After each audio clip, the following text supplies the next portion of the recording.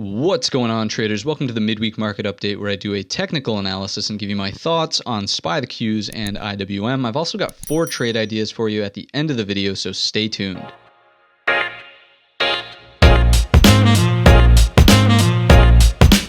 All right, kicking off our S&P analysis with our sectors as we always do. Who is leading, who is losing, and where is the weight?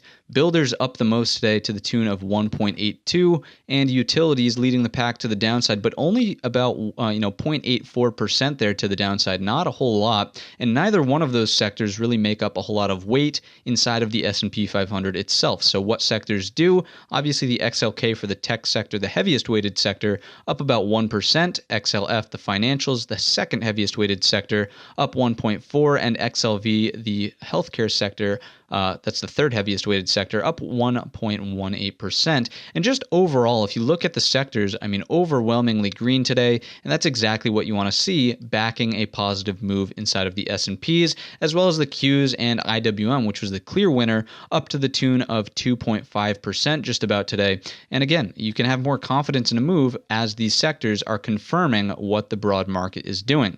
Let's check in on the individual charts and see if any sector is posing more risk than the others. If we just zoom in here to the XLK for a moment, you'll notice not a whole lot of risk being posed. And I say that because on the pullback, we didn't even make it to the top of the gap, never mind fill the gap and test that critical 138.61 level. So again, 3 days of pullback, a bullish engulfing day here on Wednesday's action. I think it has room to move higher. We've seen a little bit of pullback. We've consolidated through time sideways a bit. It's not, an aggressive pullback. It's nothing to really start getting concerned about, which again is why I feel like it's not posing significant threat to the SPY. Same thing with the XLF, a nice controlled pullback here. We did have a gap down and it looked like we could move lower, but if you think about this again, in terms of trend analysis, this is nothing more than just a potential new or higher low. All we have to do to maintain the daily uptrend now is form a new higher high. And based again on the fact that this time we actually have a full-blown bullish engulfing candle with a small gap to fill above, I think there's easily room to move higher here inside of the XLF, maintaining this trend that we've been on for quite some time. The one thing that is, a little bit worrisome, and again, we never try to time top, so I'm not saying short the healthcare sector, but at this point in time, the XLV, could use a little bit of a pullback just to sort of cool off. I mean, look at this move. It's almost gone parabolic, and we know that that's not sustainable over the long run. So even if the XLV does pull back, we talked about XLF being able to pick up the slack. It has room to move higher. Same thing with the XLK. So it's not really overly concerning to me at this point in time that the XLV is where it is. We'll take a quick look at the VIX just to measure or get a feel for what volatility is doing on that little downturn we saw. And on the pullback, right, we did see an increase in volatility. However, what did we talk about? 2050 is the area where you start to get concerned, in my opinion, for more than just a controlled pullback. We never even made it there, so I think things look all well and good here inside of the VIX for the volatility. And then we'll wrap it up here in terms of internals with some treasuries and interest rate correlations here. So ZN for the 10-year note, moving higher, right? And I think we've sort of broken correlation between, the treasuries, and let's just actually go and look at it through the lens of TNX for the 10-year note, or interest rate rather. The correlation here between this and growth tech companies at least, that need to sort of rely on major loans, right? So things like your PLTRs have sort of died off, right? As interest rates have gone up and now they're starting to move slightly lower. I would really be watching for that 15 or 1.5 rate. If we go lower than that, maybe you see some more money start to flow into those companies. But until that happens, again, I wouldn't really be betting too heavily on that. But as it sits, I don't think it poses too much threat to the actual marketplace itself, be it the Qs or the SPY. As we've slowly drifted lower, again, that correlation has broken a little bit. As it sits, I would watch out for this, still 1.5 in the 10-year note. We'll move it back over to the SPY itself and talk about some tradable levels into the end of the week. That's what you've probably ultimately come here for. So let's talk about it. We have to look back just a little bit to look forward.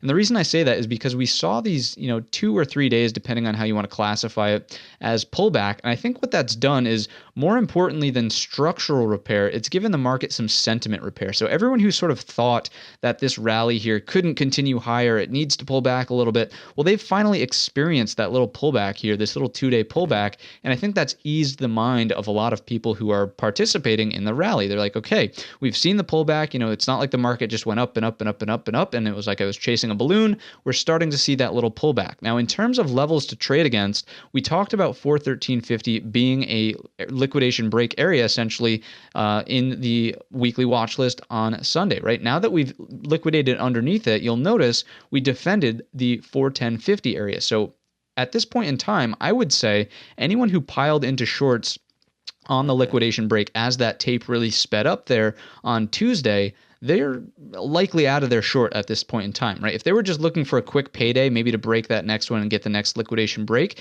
they should have definitely bailed by now, especially given the fact that we closed well above the prior day's high. So short-term shorts should now be out of the marketplace, and what that sets up the scenario for is a slow dribble higher. So I think if we can clear this 416.15 area, it's right back to all-time highs here in the S&Ps. A likely scenario into the end of the week might be a little day of balance or something, and then something like that. Or again, maybe it takes until early next week to get back to that high. So balance like this into the end of the week. That's the likely scenario in my opinion. Now to the downside, if we do see more, red develop, I wouldn't place as much emphasis this time into the 413.51. Sure, you can use it as a small intermediate support, but really it comes down to this level now. It's all eyes are on it. It was clearly the low of the pullback at 410.50. If it breaks, again, that's where I think you get more liquidation, probably down to this level here. We've talked about it in the past. 405.40 is so important because if that one goes, it's filling to the gap, here to $400.67 just about. So again, based on today's bullish engulfer, I think short-term shorts are out, and I think the path of least resistance is sideways to higher.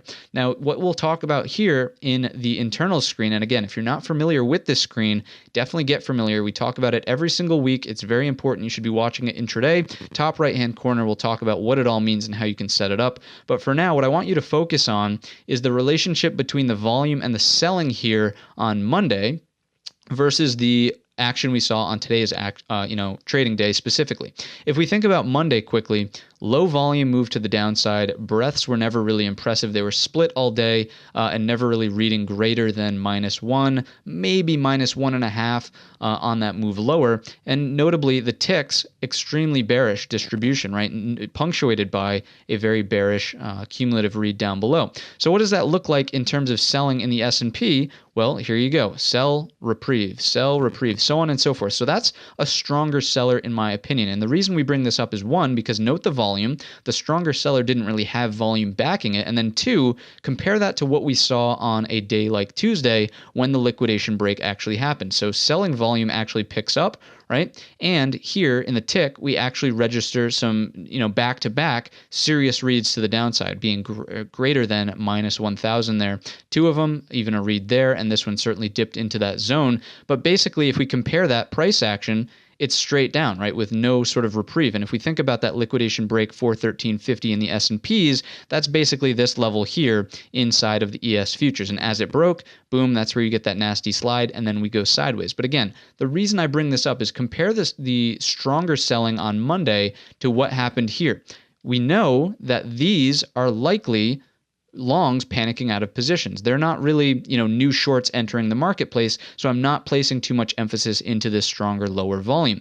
But when we move over here, it's the exact opposite, right? Those shorts now have to cover, and again, I wouldn't really say it's excited buyers. It's just shorts covering because we can tell no extreme tick reads to the upside. So what I'm getting at here is that today's action was fairly bullish.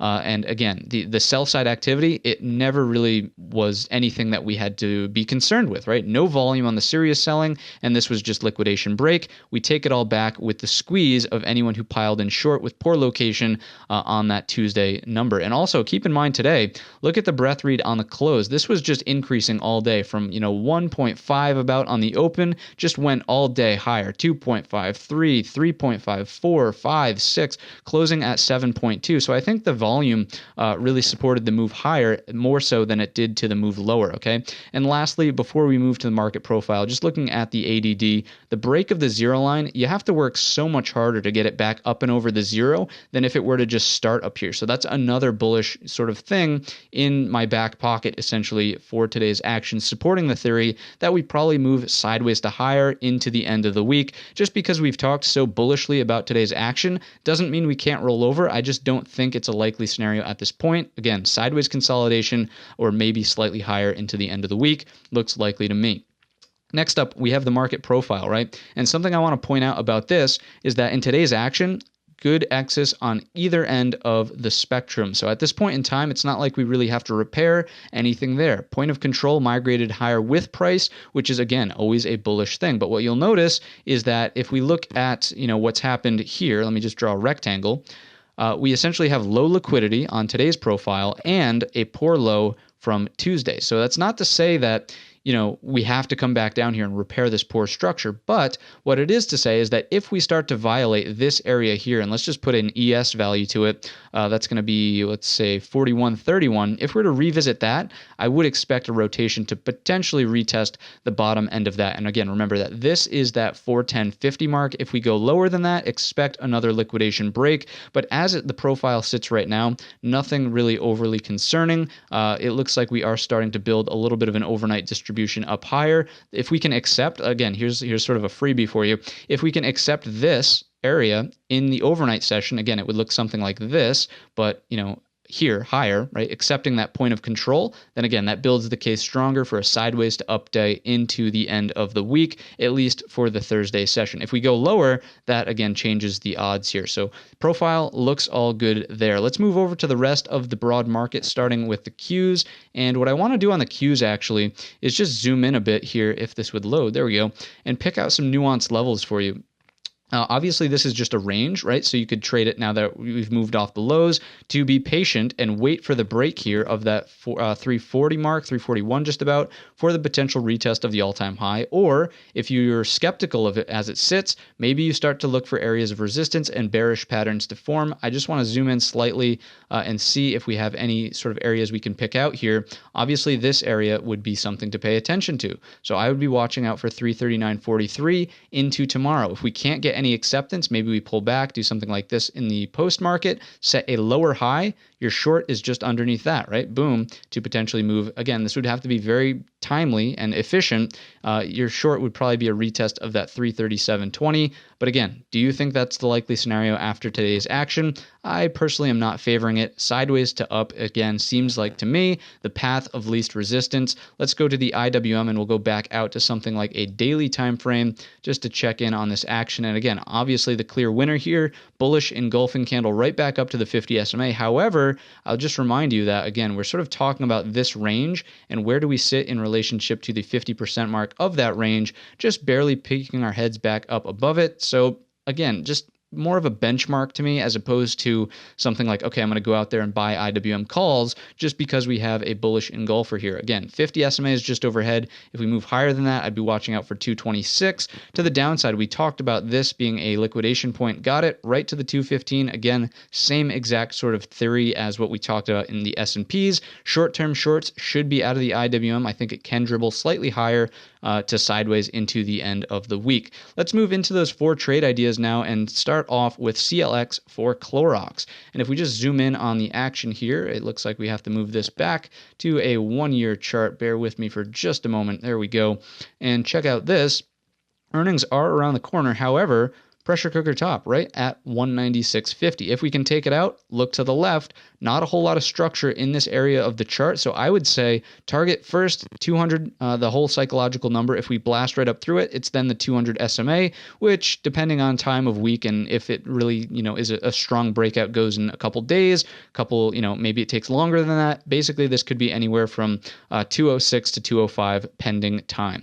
Next one we'll look at is going to be on IRBT for iRobot. And this one is just simply a potential bounce off of an area of support. Again, keep in mind earnings, especially if you're trading options. But with the double hammers that have formed here on Tuesday and today, Wednesday, especially with higher lows and higher highs, all we really need is a move over today's high to continue the little uptrend that we're on. I would be looking out for the 50 SMA and basically this small area of resistance on the chart from a few days ago. right around that 116.60 mark. Potential day trade there in iRobot. Next up will be J&J for Johnson & Johnson. Strong move after earnings, and what I especially like about this setup here is the small consolidation candle easily in the top third of the candlestick range. So there's your entire range. If you split it in three, something like that, right? It's easily consolidating in the upper third. Any moves up and over that high there should be buyable for a smaller breakout. I would say, oh, look at that, nicely lining up with that area of resistance as well. If we can clear that, just look for this double top from in the past, right around 171. Last one we'll look at is going to be LLY for Eli or Eli Lilly. I don't know, I get all confused with these names, but basically what we're looking at is the potential for a double bottom / cup and handle to form. This pattern here, higher low, especially after multiple days and trying to drive lower on that candle and then rallying off of it, to me, that's a really strong setup. Of course, earnings can throw a wrench into anything I say here, but if we take out the highs here and here and the 50 SMA most notably around 193.15, look at the massive gap to fill upwards to around 202.22. So because of the gap, because of the higher low, that's why I'm including it. Again, keep in mind earnings. If you decide to trade it with options, be skeptical and just aware of your implied volatility and theta burn. But ultimately, the setup is over 193.15 to trade up towards 202.50 just about. And that's going to wrap up this week's episode of the Midweek Market Update. If you learned anything new or enjoyed the video, let me know by leaving a comment down below or simply giving the video a thumbs up. We also just put out a brand new video on Thinkorswim charts. If you want to learn how to customize them, go check out this video. I will link it at the end here in one of the linked cards. So that'll be that. Again, stay green into the end of the week. I think the path of least resistance is still sideways to up.